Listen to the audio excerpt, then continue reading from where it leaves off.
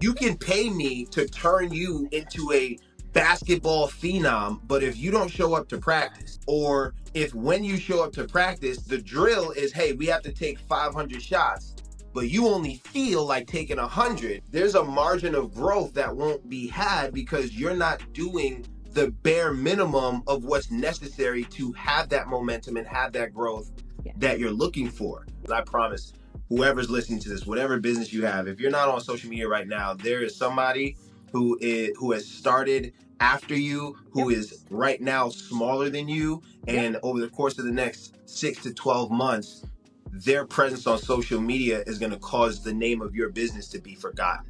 How have you seen social media marketing kind of evolve over the years, and what trends do you see shaping its future? Monty Lands is the founder of Moving Makers Consulting, renowned for his expertise as a social media and marketing strategist. With over a decade of experience in the industry, Monty has successfully propelled numerous brands to new heights through innovative digital strategies. He's also coached over 2,000 students and clients. He's personally grown his community to over 100,000 followers, reaching over 25 million people with his content, and has generated multiple six figures. Welcome to the show, my friend Monty Lance. I appreciate you. Thank you, Sarah, for having me. It's always a blessing to be able to share a platform with somebody who's also at a high level of success and somebody who's I've been watching just crush the game, with everything that you're doing in the world of lifestyle and beauty and entertainment, just being a move maker of your own. That's kind of why I got the name Move Makers Consulting, because I just thought of myself as a move maker and wanted to surround myself with move makers, and that's how the name came about. But yeah, no, I appreciate you so much for having me on your platform to talk to your amazing community. So hopefully I could drop some gems that people walk away with some value. I love it. I love it. I love it. We actually met on Clubhouse. Oh my gosh. Isn't that crazy? Throwback. Is it okay to say Clubhouse now? Is it okay? Like, is this interview gonna get like shut down from saying the word podcast? Oh my gosh, that's Why does that crazy. feel like it's a bad word? Like, oh, I F know, word, I know, so Clubhouse. taboo. You know what's crazy though? I'm not even gonna lie to you. I still get people that reach out to me out of the blue sometimes, and they're like, "Hey, I remember you on Clubhouse." And when I see the Yep. word Clubhouse, I get the itch, and I'm like, "Oh, I just," you know what I mean? But yeah, no, it's such a good time, such a good time, unforgettable. It feels like a lifetime ago, but Yeah, the yeah, relationship that I built, which is one of the reasons why I wanted to have this conversation with you, is there's a way on social media to build like genuine relationships and friendships and network through yeah, social media. yes, And just about everyone that I met on Clubhouse at that time, I'm still friends with. We still follow each other. We still support our work, yeah, or yeah, each other's work.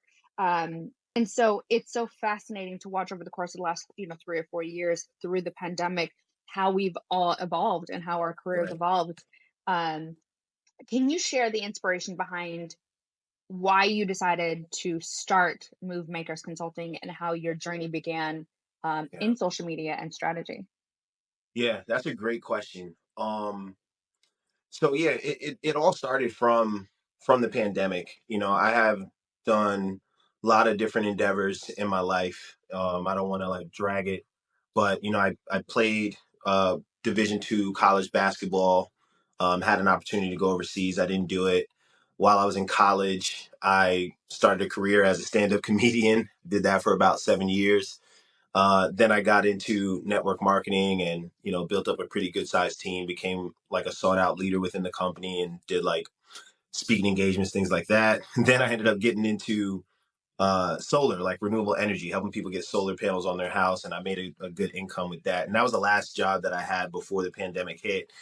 And I got myself a PPP loan, got myself on unemployment. I was doing all these things, living off that government cheese, but I, Listen, I time felt was that hard. it was very hard, and it was unpredictable. Yeah. And me, I've always been self-motivated. I've always been, not the I don't want to say the black sheep of my family, but like I always was a creator. I always thought outside the box. I Yeah. never worked. I never kept a job. I either got fired or I quit every single job that I've ever had.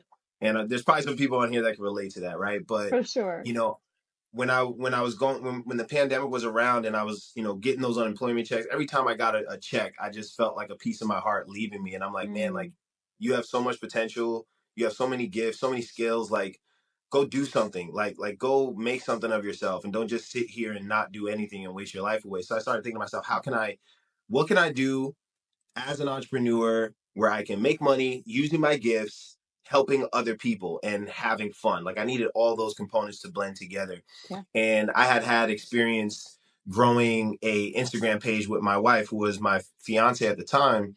Uh, and it was like a foodie page. So we started going to restaurants and eating food, taking pictures and videos, and then it grew into like 10,000 followers. And over the course of time, we started getting invited out to events, doing paid brand deals. We ate tens of thousands of dollars worth of free food because people just wanted to get promoted on our page. So Yeah. I thought back to that experience and I was like, hey, now that we're in this pandemic and everybody's stuck at home, they're definitely going to be spending more time on social media. Yep. And a lot of people are going to want to start some type of project or business and they need to know how to do it. And I'm not like the biggest expert, but I know enough to help people get started and move a couple blocks forward down the road. So I said, you know Hmm. what? Let me do that. Maybe I'll be a coach. I'll teach people how to grow on Instagram. And definitely was nowhere near as experienced as I am now. But I was just going off the fact that if I'm at level 3, I can help everybody who's at level 1 and level 2. So I'll start there. And the whole idea of Move Makers Consulting became a thing. I remember the night where I was sitting down with my wife in our room in my mom's apartment. We shared an apartment with my mom and my younger brother, and I was sitting on the bed, and I was like, "Yo, I need to come up with a presentation." And I think I spent like 8 hours making my first like presentation that I would use Yeah. to consult with people who needed help. And I started with my friends and just to get some social proof or proof of concept. Hmm. And I got a good response from them. Made like $100 or $50 per consultation, which was pennies compared to what I charge now. Yeah. And I got enough confirmation that I could do this. And then I branched out to working with other people. And that's how I got onto Clubhouse, because I was like, yo, I keep hearing about this app called Clubhouse. My friend keeps telling me about it. Strangers are telling me about it. They say it's a good place to network. And I'm like, well, I got this business now, so I Yeah. might as well start networking. And that's when I got onto Clubhouse. And it literally was the catalyst to me gaining confidence, growing my community, and masterminding the concepts that I needed to expand on my coaching and create other income opportunities too. You mentioned something that I think is important to note is I think there's this idea of perfection, right? And there's this Mm, idea of like I have to have it figured out, or we talk a lot about imposter syndrome. right. And the reality is there's a likelihood, if you're on social, or if you're someone who wants to consult or teach or mark or whatever it is that you do, Yeah. if you're at a level 5, you can teach 1 through 4. You don't Exactly. have to be at level 8 or 9 in order to start. And I think Exactly. too, there's something really beautiful about what you said, how your friends and family and the people around you were your proof of concept. And once you had the proof of concept, sure, Right. it's not the thousands of dollars that we charge now. Right. But I know for me, I think I charged like $500 at the beginning.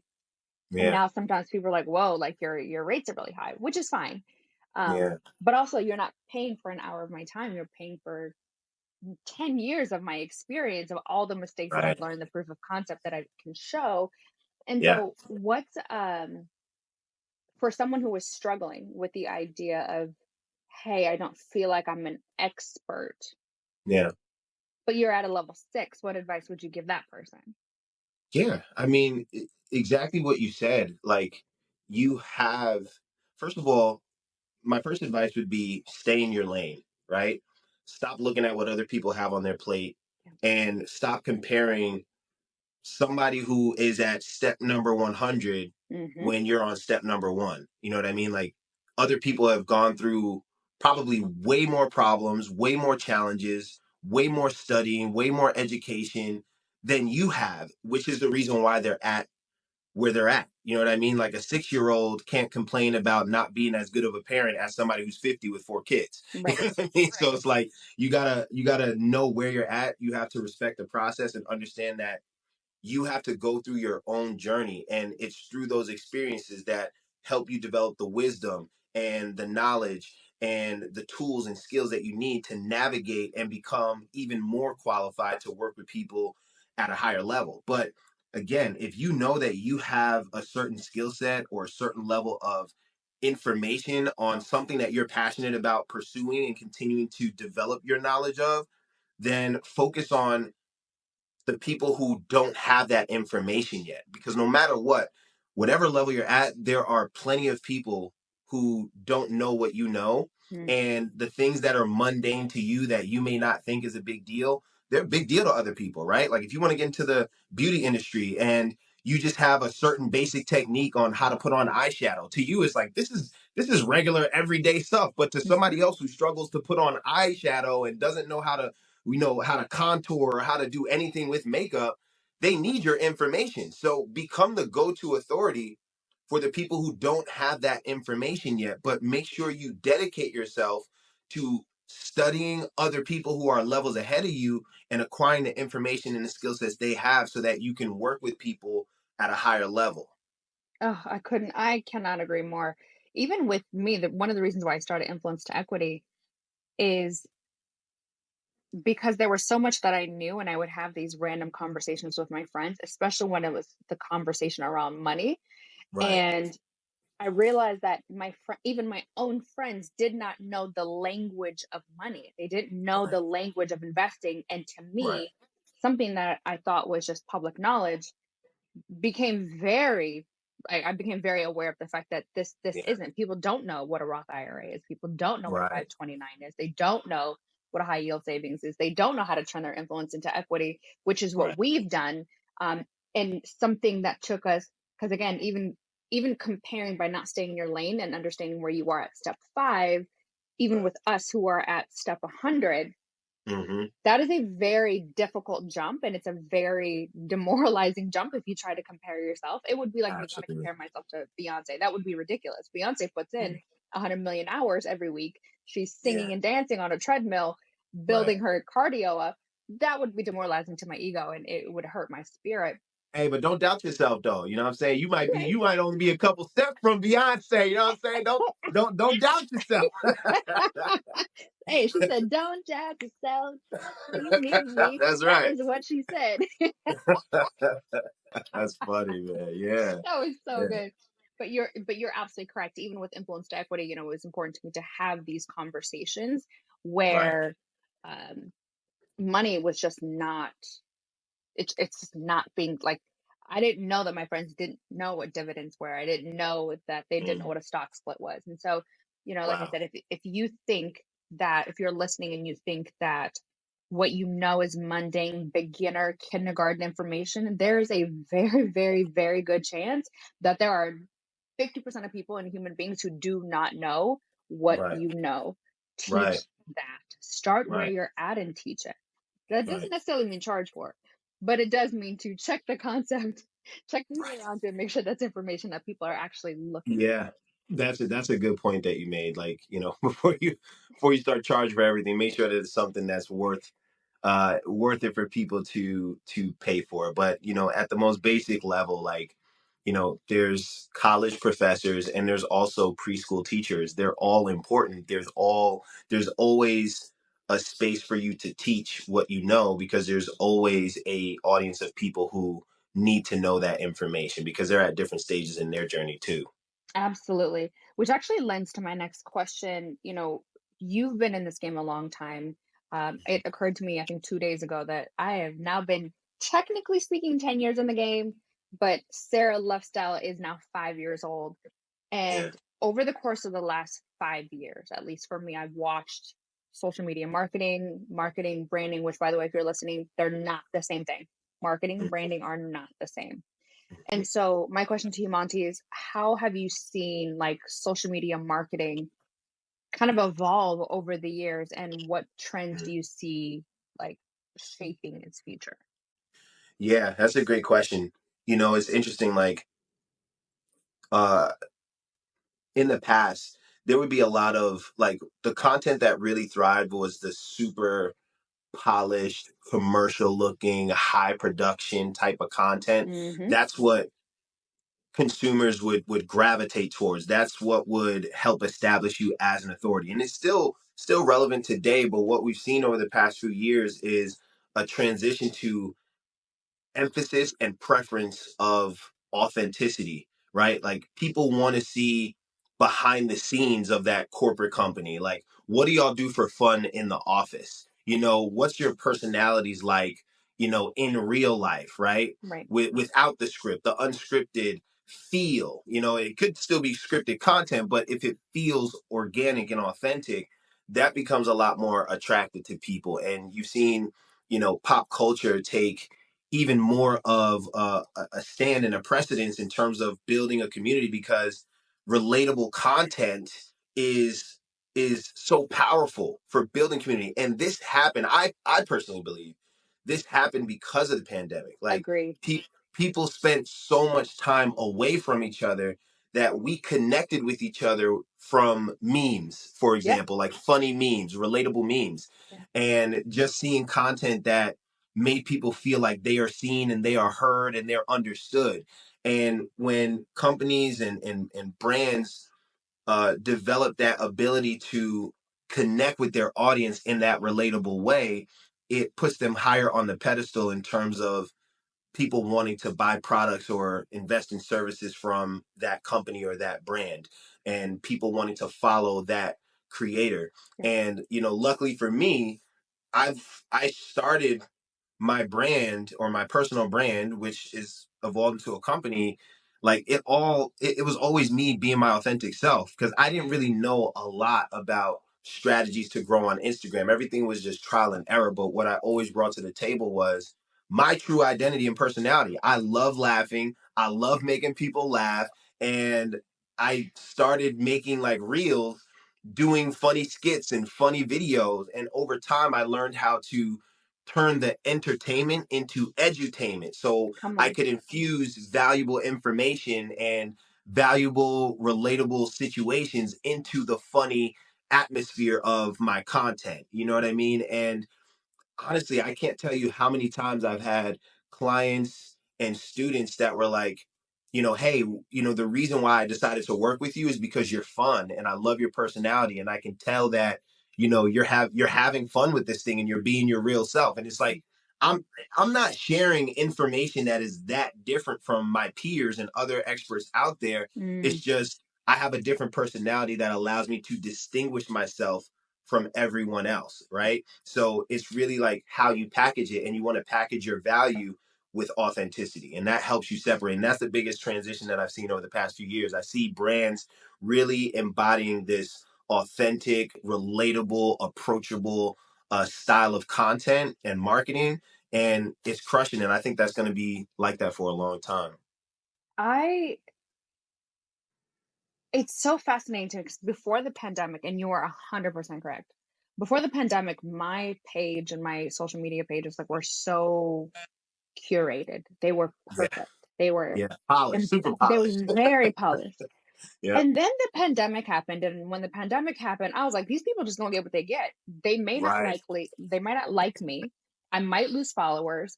But the reality is like I shoot content once a week. I shoot mm, content. And at the time I didn't have a system figured out yet, but I was right, getting there. But I was like, they just don't have to get what they get because I don't wear makeup every day. I look a mess every day. I'm a mom. I am like, I'm funny in real life. Y'all just gonna get what you get. And right, there's a way to I've now figured out a way to entertain by showing my most authentic self. And what's yeah, fascinating to me is that when I did that is when my Instagram grew, when I became super authentic and yeah, people could relate to my content because these are my real natural thoughts.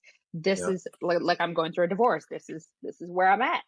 You Real know, life, yeah, I'm learning how to date again. This is what it looks like. I'm a mom. Like every yeah, time I just posted a meme recently where It's funny, but it's my reality. Every time I pick up the phone to talk to my girlfriends and they're telling me a really, really serious story, like, oh, my dog died or something happened, my kid's like, Mom, can you help me open this juice? Or they hand me a Capri Sun, or they're Yeah. throwing a football at me, like, can you play with me? Or he's like, hey, can Right. you help me get Robux? I'm like, bro, I'm on the phone. Right. Right. I'm trying to be serious right I- now. I'm trying to be so serious, and it's always when it's like the most Yeah. serious things, like it just anyway. It's Yeah. it's so true. The content that is the most authentic has brought me more clients, and it's actually given me more equity spaces for Mm. me, Yep. where I'm like, oh, I don't know if like some of the boards I sit on are going to be happy about this kind of content, or are they going to be embarrassed? And then the CEO or the founder will hit me up and be like, oh my gosh, that was so funny. I loved that. It Yep. blows my mind. Yeah. Um, and you're right on the edutainment state space from influence to equity, allowing folks to see what my personality is like and what it would be Right. like to work with me. I think makes Yeah. people feel way, way, way more comfortable. Um, Absolutely. Absolutely. Yeah. the next question that I had for you, Monty, is something that I still find interesting, and that is I still run into companies who they're like, oh, social media is not a thing. It's not really going to help my company. There's not much it can do to build space and community. It's not going to bring me customers. What advice would you give to a business looking to improve their social media presence and engagement, or just start like they need to be on social, even if it's a mom and pop? Yeah. That's a great question, Sarah. I'm going to tell you right now. And I have a lot of answers, but here's the biggest one. And if this doesn't put it in perspective for any business owner, any business that is like not taking social media that serious, like then they're probably going to be lost for a very long time, unfortunately. But like think about generational transitions, right? Mm, The consumers you have now are not going to be the consumers you have in 20, 25 years, correct. right? So, baby boomers, they were probably used to Pony Express. No, I'm joking, not Pony Express. That's way the Morse code. Nah, You but play like too much. baby boomers are probably used to AOL dial-up, right? And they Yeah, still can't fathom Wi-Fi, yeah, right? There's some people that are still walking into, Walmart or whatever and going to the red box and taking out a CD rather than just going getting a Hulu account or a right. Netflix account, right? And that's fine and dandy, but like in the business world, the baby boomers are gonna go on, right? The Gen X is gonna move on, and the new generation now between millennials, the Gen Z, and the generations after that, Yeah, where are they going to do their research? They're not mm, going to the library, yeah. right? They're not opening up a newspaper. They're They're going not on even going to Google. they're not even going to Google. Exactly. So they're going to Instagram, they're going to TikTok to validate the companies that they have an interest in buying products and services Hmm. from. They're getting their research from social media. Yep. And believe it or not, there is a social presence bias where when people go to your social media and they don't see a lot of content or they don't see a lot of followers even, they Hmm. automatically deem your company not popping. Like this company ain't popping, so their products may not be popping. You understand what Hmm. I'm saying? And it's just like in school, right? Like just to bring it back and make it even more relatable. Like when you go to school and you see somebody and they don't have on fancy clothes or they wear the same clothes every day, you automatically assume they're not popular. They're probably Hmm. not a cool person. I don't want to hang out with them. And of course, that's the wrong mindset to have. But we've all been through this because we've Definitely. all It's been true. to high school, right? Yep. But that person that's showing up, different outfits every day, keeping themselves clean, new hairstyle every now and then, new Hmm. sneakers every now and then. You want to be around that person. You want to be Correct. associated with that person.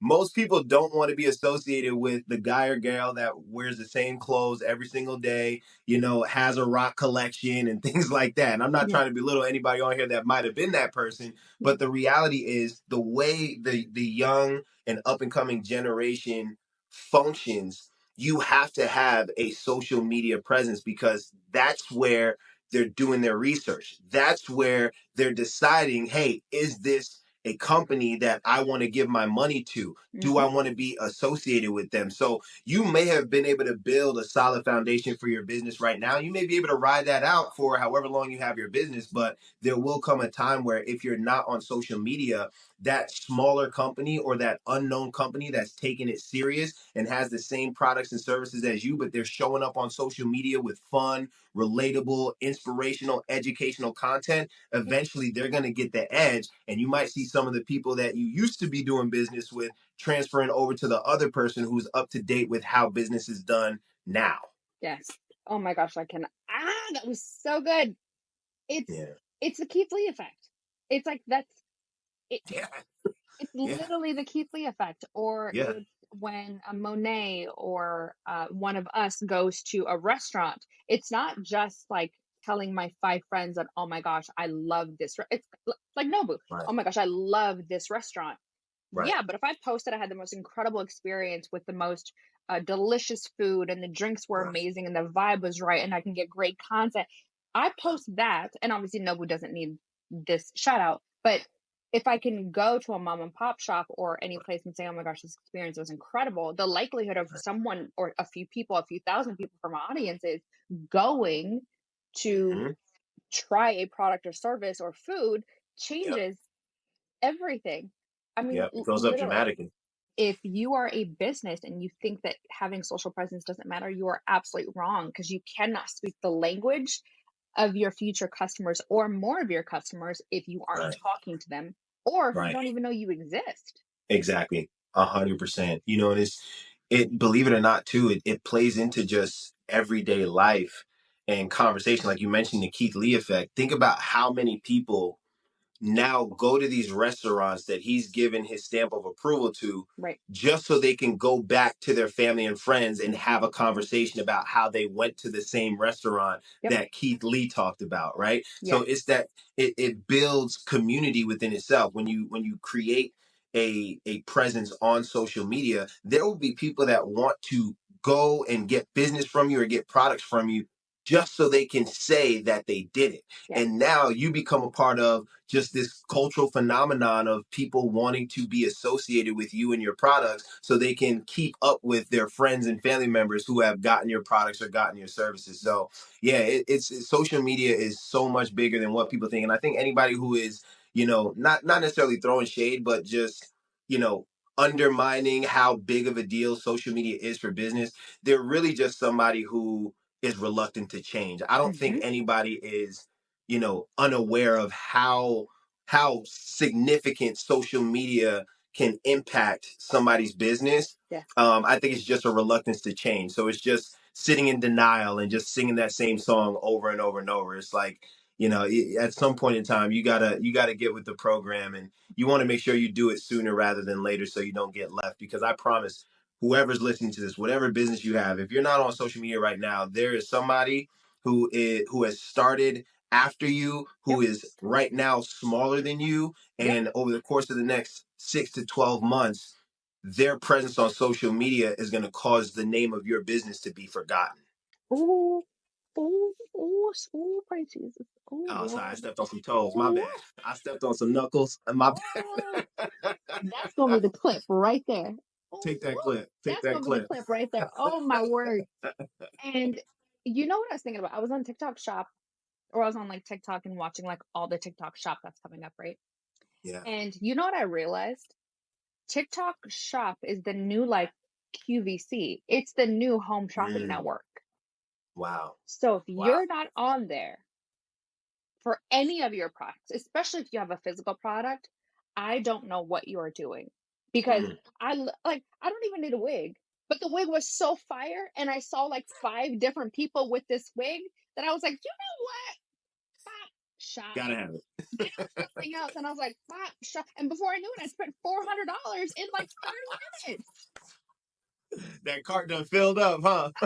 with like six things. Like, what am I doing? But if you're a business and you think that it's not significant, the way that we shop has changed. Like, Yeah. with all due respect, and don't get me wrong, I love QVC. I love, like, I do buy like some vacuums and stuff that I need, home stuff on there. Yeah. But like QVC has become, I mean, TikTok shop has become our new generational millennial QVC. It's become our new home shopping. And Yep. you will get left behind and your name, you will absolutely be forgotten. You're not wrong. Um, Right. let me ask you this. What are some challenges that you faced in your role? Because Lord knows, I got out of this business and the coaching business, and I'll tell you why after you tell me your answer. Yeah. But what are some challenges that you face in your role, and then how do you typically overcome them? Yeah, that's a great question. I think the biggest challenge that I've faced, and I'm still like working my way out of it literally as we speak. So it's a really good time for this question. Is, I've been a solopreneur for a very long time. Like I didn't have a team, you know what I mean? I didn't have a lot of help or anything like that. It's just me.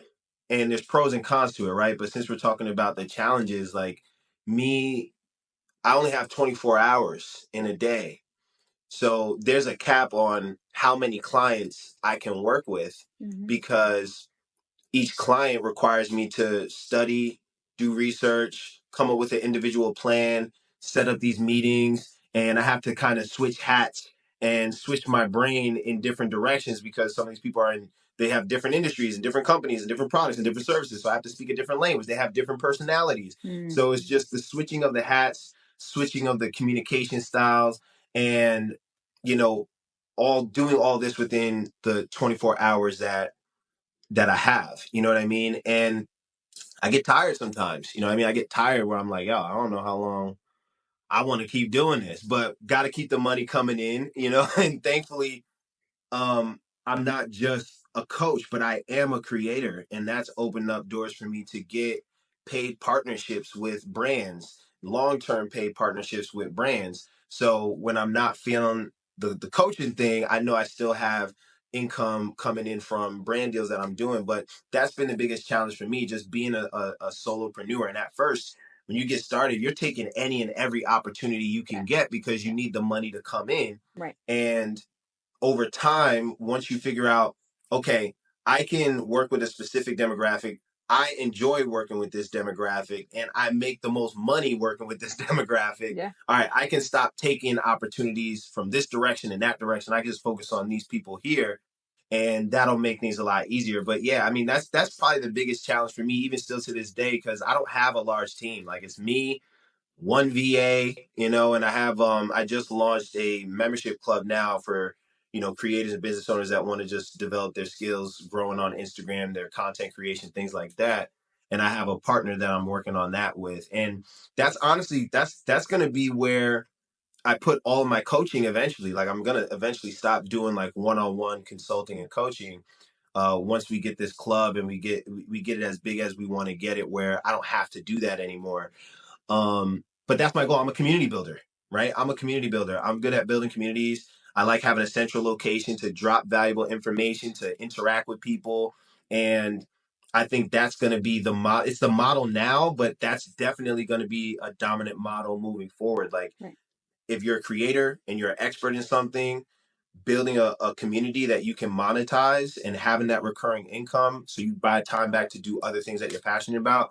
I think that's where we're at and that's where we're going in the future in terms of business. But yeah, that's always been a challenge for me to answer your question. Like just being able to manage everything on my own. The challenge is the limit of time, the limit of energy, right? And splitting my mind in different directions. But the benefit is that since I've had to do it for so long, I've acquired so many skills and so much knowledge that when I do have a team, I know what I want them to do and I can tell them how to do it. So there's pros and cons to it. The challenge is you're by yourself, but the benefit is that because you're by yourself, you learn skills that you wouldn't have learned if you had a team from the beginning. Whew, you better preach. So that's what happened to me. I got burnt out. I got burnt out.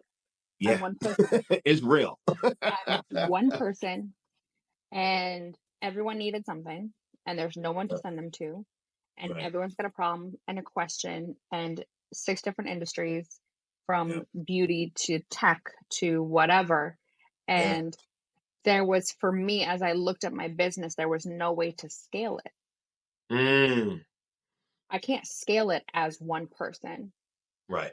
But I could scale it if my team grew. I could scale it if I created something that was evergreen. I could Yeah. scale it if I could build a community around it. And Right. what's interesting for me is I decided to actually walk away from it, and I was making great money. I mean, I walked away Yeah. from a six-figure business Yeah. because it was Wow. it was too much. It was a lot. Um, but the next question is really the reason why, oh, I don't know if I could do this, is how do you handle and manage situation with clients' expectations um, when the outcome may not align with realistic goals? Because that is why I actually walked away from a thriving business. Yeah. Yeah. That's a great question. And I've learned that when you are in a coaching based industry, the most important thing to do from the beginning is set the right expectations, because you always want to come from a position of power. And the best way to put yourself in a position of power is to under promise and over deliver, right? I'd rather tell you, hey, listen, instead of telling somebody, hey, we're going to get you 100,000 followers in 2 weeks, my conversation is more so, hey, listen, I'm going to help you set the foundation to develop your skills, to understand and implement strategies that over time will help you grow your community and over time help you generate leads, Yep. things like that. That's the language that I speak to my clients. I don't promise any number of views. I don't promise any number, because at the end of the day, it's a two-way street. People invest in coaching thinking that it's a one-way street. I gave you my money, now make me a rock star. And it's like, okay, No, you got you, to do the work, fool. exactly. You can pay me to turn you into a basketball phenom, but if you don't show up to practice, or if when you show up to practice, the drill is, hey, we have to take 500 shots, but you only feel like taking 100, Right. well, there's a margin of growth that won't be had because you're not doing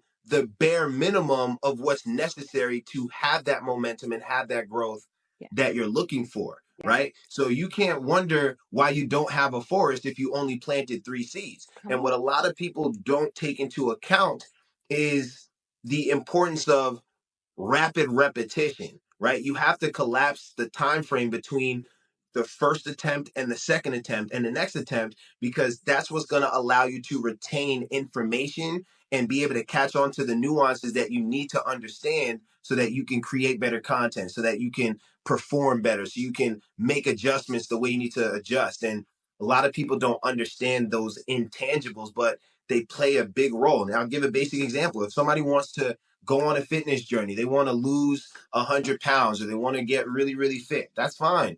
If you go to the gym today and you work out for 2 hours, do the best workout of your life, break a sweat, everything, and you're motivated, you're happy, you're excited, but Hmm. you don't go back to the gym for another 2 months, whatever you did today or that first day, right? The progress of it or the impact of it is completely null and void when you haven't done it again for another 2 months. It wears off. So you Yeah. have to keep that momentum going so that you can get momentum and you can build and you can start to see the results that you want to see. And a lot of people, they want the magic pill. Hey, listen, just tell me how to get a viral video. Just tell me how. And it's like, there's so many intangibles. You can create the best content ever, the best video ever, and it still doesn't perform well because people don't like the way you look, or Right. people don't like your voice, Right. or people don't think you're interesting. Like, Right. it could be anything. Right. So I learned that in order for me to put myself in a position to impact people and not set them up for disappointment is to not give them false expectations. Hey, and I've lost clients. I've lost clients Yep. and I've passed up on clients. When I say I Yep. lost clients, I mean, like, I think in the past, since I've been coaching, I've lost maybe like 2 clients that were like, "Oh, I thought this was gonna be moving faster, and I want to quit." And it's like, that's fine, you know what I mean? Go do that. But I've turned down a lot of people who are like, "Well, I need you to tell me how to get. I want to get 10,000 followers in 2 months. I can't do I'm that. trying to make $50,000, and I'm like, yo, like, that's not realistic. Like, you Nope. don't even have the bare bones, the basic tools, the basic knowledge." right? To make $1 or to get one follower. Like, how Right. about we start here?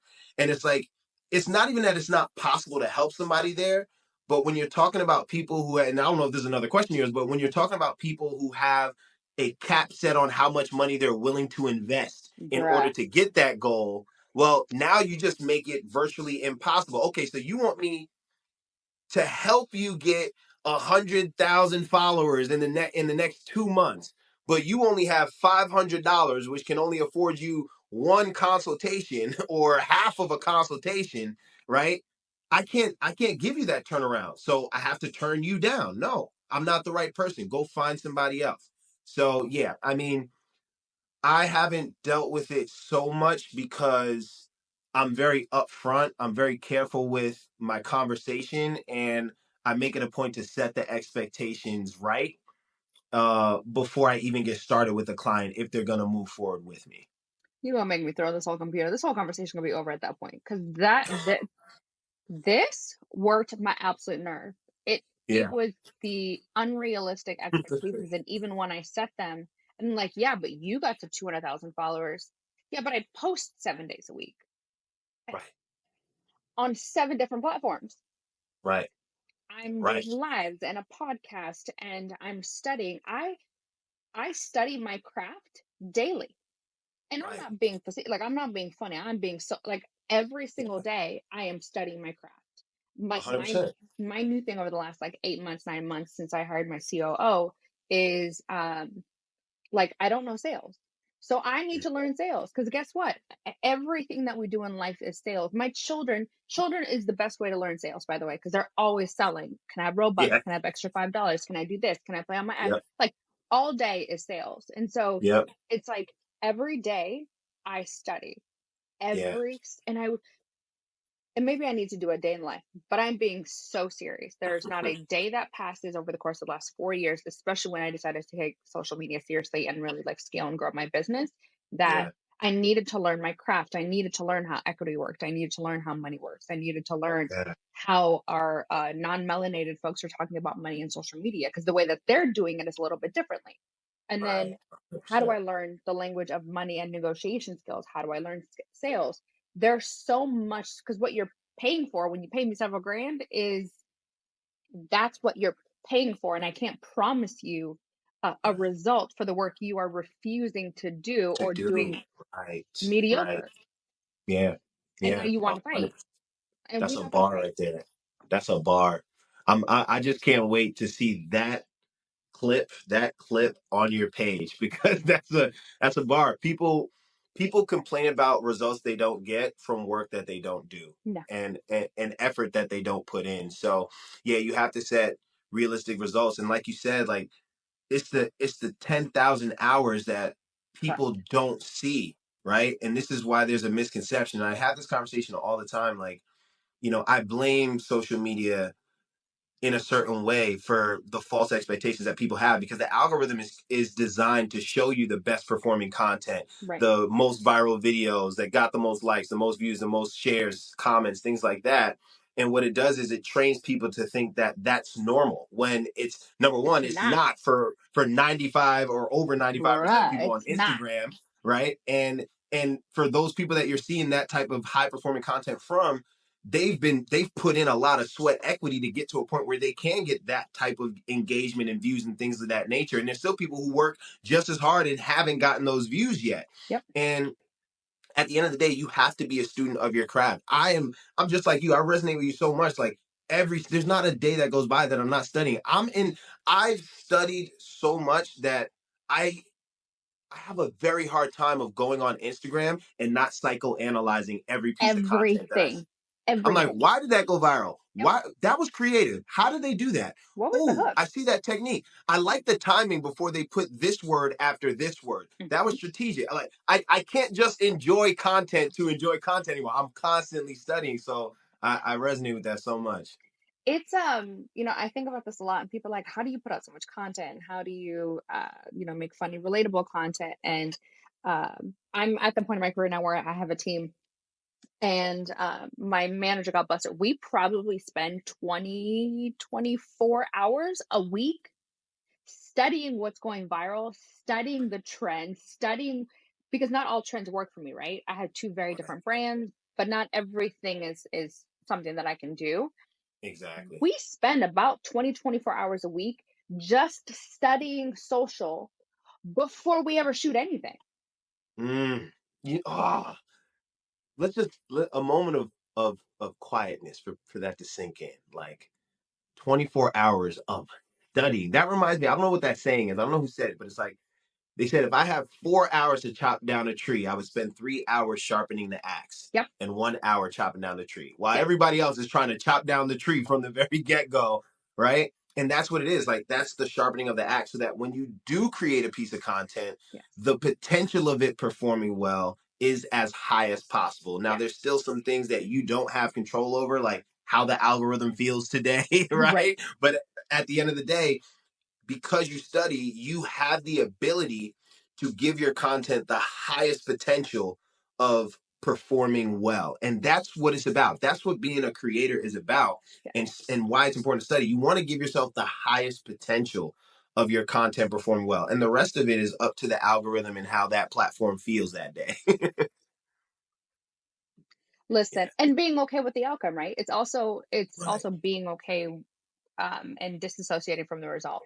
It's with the Right. hope that it does well, but it's not like I think people also have to get away from the fact that, oh, I didn't go viral, or I didn't have 100,000 followers today, or I didn't gain 10,000 followers Right. from this piece of content, or Right. I want to do what Monty is doing. You almost have to disassociate. Is this piece of content something that I'm proud of? And is this Right. something that I want to continue to talk about? Because even for Right. me, and then this is just in full transparency, there was like ITE stuff that I was doing on Sarah Lifestyle, and it was not performing well. There are Mm-hmm. some pieces of content I am fully aware when I post it, it's not going to do well. But the Right. intention of the message or the brand that I'm like ahead of time thinking about and Yeah. considering, it's very intentional. I know that this video might not hit 10,000 views. Right. However, I know that there's a brand that's going to love this piece of content that's going to want to do a long term deal with me. Or Right.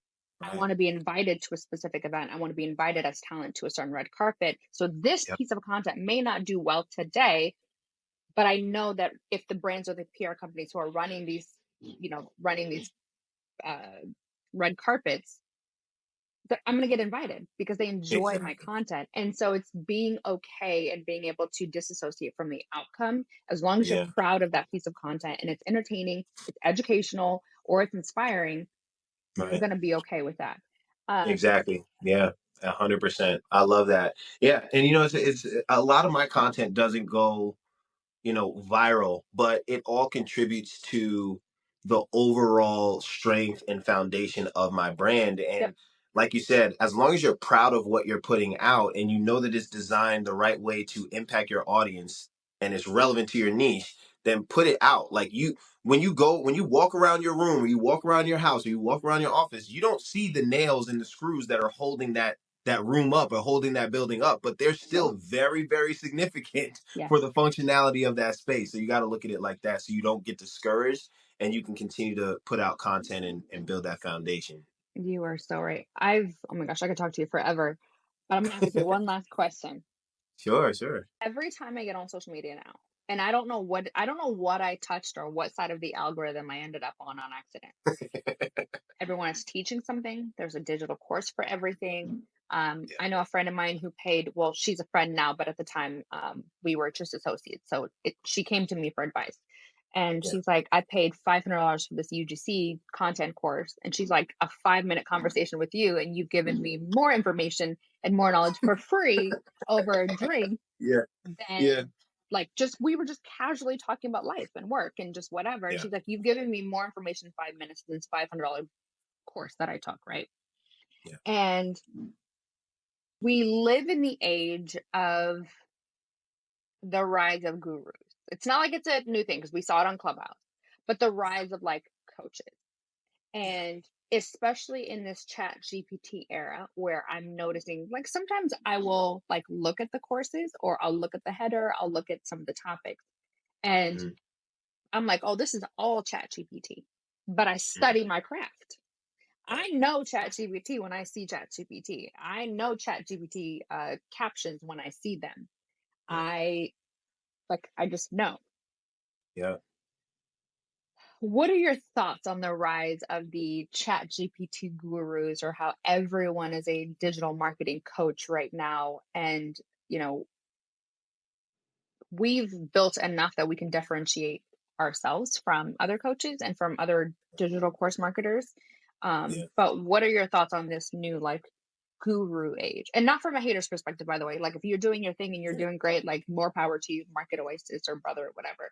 But it's like, Yeah. what are your thoughts on the rise of this new guru stage? Yeah. I think it's it's gonna happen.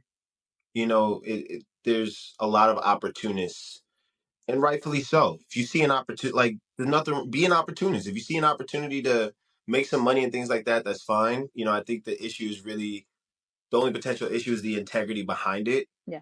But at the end of the day, I think the people who are not really about what they're talking about, eventually they'll fade away, right? Eventually, people will be able to tell them apart from the real ones. And I think what it does for the real ones is it just helps them step their game up even more, right? And this is why it's extremely important to really love on and pour into and show up for your community so they can see something beyond the information you're giving. They see the person, they feel the love, they feel the authenticity and the genuineness. Because anybody can, start a page and just find some information on Chat GPT or any topic for that matter and just build it up and build it up. um, but there's few and far people in between where they actually are about what they're talking about. They genuinely care about their community. They're genuinely connecting with their community, right? And they're letting their community feel close to them as well. So it's going to happen. I think as AI and just the digital world continues to evolve, more people will emerge presenting themselves to be a guru or whatever the case is. But it goes back to that old school saying that real recognizes real. You Yeah. know what I mean? And for the people out there like yourself and myself and our friends who are real ones, they're real about what they're doing, they're passionate about what they're doing, they're really studying their craft, they're really pouring into their community. Like at the end of the day, like keep in the forefront of your mind that what is for you, period. Like you don't lose anything that's not for you, and you only gain things that are truly for you. And that's how I operate. You know what I'm saying? Like I believe God is going to give me whatever it is that's meant for me. God is going to give me. And if I lose it, it wasn't something that God was giving to me, because He won't let me lose something that He's designed for me. Yeah. No, I love that. Monty, thank you so much. How can everybody find you? Yeah, yeah. Thank you. Find me on Instagram, Yeah. Monty Lance, MontyLans, and you can hit me up in the DMs if you want to learn about my club. Just DM me the letters CGC.